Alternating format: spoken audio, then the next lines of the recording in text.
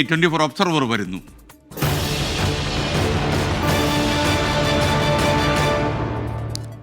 American president ഇപ്പോൾ ഒരു തീരുവ യുദ്ധത്തിലാണ്. നമുക്കറിയാം, ഏതെങ്കിലും രാജ്യം പിണങ്ങിയാൽ നിന്നെ ടാക്സ് അടിക്കാൻ കുഴപ്പമാക്കി കളയും എന്നാണ് ഇപ്പോൾ അമേരിക്കൻ പ്രസിഡന്റ് പറയുന്നത്. ഡൊണാൾഡ് ട്രംപിൻ്റെ പകരച്ചുങ്ക ഭീഷണിയോട് കരുതലോടെ പ്രതികരിക്കാനാണ് ഇന്ത്യ തയ്യാറെടുക്കുന്നത്. അമേരിക്കൻ തീരുവ നയത്തെ ബ്രിക്സ് ഉച്ചകോടി വിമർശിച്ചതാണ് ട്രംപിന് പ്രകോപനമായത്. ഇക്കാര്യമാണ് ഇന്ന് 24 ഒബ്സർവർ ബി ദിലീപ് കുമാർ പരിശോധിക്കുന്നത്. ദിലീപ്, യഥാർത്ഥ ഈ തീരുവ യുദ്ധത്തിൽ ഇറങ്ങാൻ ഇത് അമേരിക്കൻ പ്രസിഡന്റിലെ വ്യവസായി വല്ലാതെ പരിശ്രമിക്കുന്നുണ്ട്. Good morning. Good morning SKN. American president Donald ട്രംപിനെ സംബന്ധിച്ച് അദ്ദേഹത്തിൻ്റെ നയത്തെ വിമർശിക്കുന്നവരുണ്ട്, സ്വാഗതം ചെയ്യുന്നവരുണ്ട്. അമേരിക്കയെ സംബന്ധിച്ച് അവരുടെ വ്യാപാര കമ്മിയാണ് ഏറ്റവും പ്രധാനപ്പെട്ട കാര്യമായി പ്രസിഡന്റ് ഡൊണാൾഡ് ട്രംപ് കാണുന്നത്. അതുകൊണ്ട് തന്നെ അമേരിക്കൻ ഉൽപ്പന്നങ്ങൾ ഇറക്കുമതി ചെയ്യുന്ന രാജ്യങ്ങൾ അവർ വലിയ തോതിലുള്ള ചുങ്കമാണ് അമേരിക്കൻ കമ്പനികൾക്ക് മേൽ ചുമത്തുന്നത്.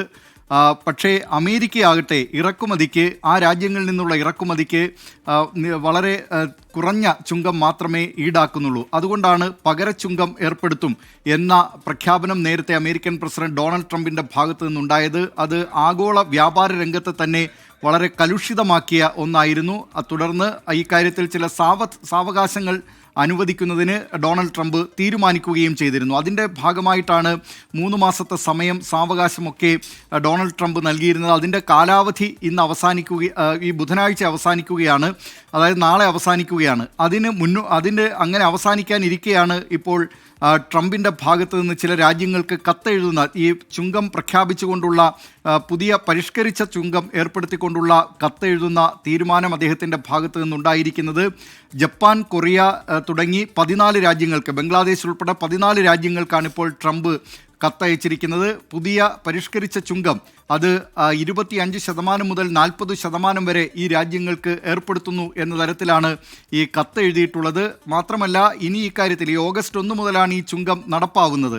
അതുവരെയുള്ള സാവകാശം, ഏതാണ്ട് 3 ആഴ്ച സാവകാശം ഇനി വിലപേശലിനായി ഈ രാജ്യങ്ങൾക്ക് അനുവദിച്ചുകൊണ്ടുകൂടിയാണ് ട്രംപിൻ്റെ ഭാഗത്ത് നിന്ന് നീക്കമുണ്ടായിരിക്കുന്നത്. അതിനിടെ ബ്രിക്സ് രാജ്യങ്ങൾ അമേരിക്കയുടെ ഈ വ്യാപാര നയത്തെ ബ്രിക്സ് ഉച്ചകോടി വിമർശിക്കുകയുണ്ടായി. ബ്രിക്സ് രാജ്യങ്ങൾക്ക് മേൽ 10% ചുങ്കം ചുമത്തും എന്ന കാര്യം കൂടി ഡൊണാൾഡ് ട്രംപിൻ്റെ ഭാഗത്ത് നിന്ന് ഉണ്ടായി എന്നതാണ് ശ്രദ്ധേയം. ബ്രിക്സ് രാജ്യങ്ങളിൽ ഇന്ത്യ അതിൽ നിർണായക പങ്കുവഹിക്കുന്ന രാജ്യമാണ്. 2009 ഈ ബ്രിക് രാജ്യങ്ങളുടെ കൂട്ടായ്മ ഉണ്ടാകുന്നത്. ആദ്യം അതിൽ ഇന്ത്യ, ബ്രസീൽ, റഷ്യ, ചൈന എന്നീ രാജ്യങ്ങളാണ് ഉണ്ടായിരുന്നത്. തൊട്ടടുത്ത വർഷം സൗത്ത് ആഫ്രിക്ക കൂടി ഇതിൽ അംഗമായി. അങ്ങനെ ബ്രിക്സ് എന്ന പേര് ആ രാജ്യങ്ങളുടെ കൂട്ടായ്മയ്ക്ക് വന്നു. പിന്നീട് നിരവധി രാജ്യങ്ങൾ, സൗദി അറേബ്യ, UAE, എത്യോപ്യ തുടങ്ങി നിരവധി രാജ്യങ്ങൾ വന്നിട്ടുണ്ട്. ഇപ്പോൾ തന്നെ പല രാജ്യങ്ങളും ഈ ബ്രിക്സ് കൂട്ടായ്മയിൽ അംഗമാകാൻ കാത്തു നിൽക്കുന്നവരാണ്. ആ രാജ്യങ്ങളുടെ ഉച്ചകോടിയാണ് കഴിഞ്ഞ ദിവസം റിയോ ഡി ജനീറോയിൽ ചേർന്ന് ഇത്തരത്തിൽ അമേരിക്ക ഏകപക്ഷീയമായി ചുങ്കം തീരുമാനിക്കുന്നതിനെയും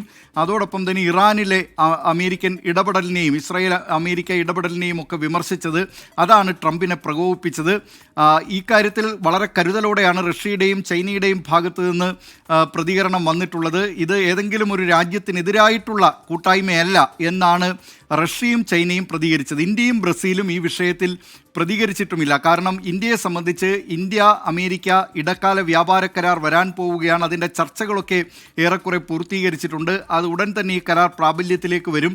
അതുകൊണ്ട് ഇക്കാര്യത്തിൽ വളരെ കരുതലോടെയാണ് ഇന്ത്യയുടെ ഭാഗത്തു നിന്നുള്ള നീക്കങ്ങൾ ഉണ്ടാകുന്നത്.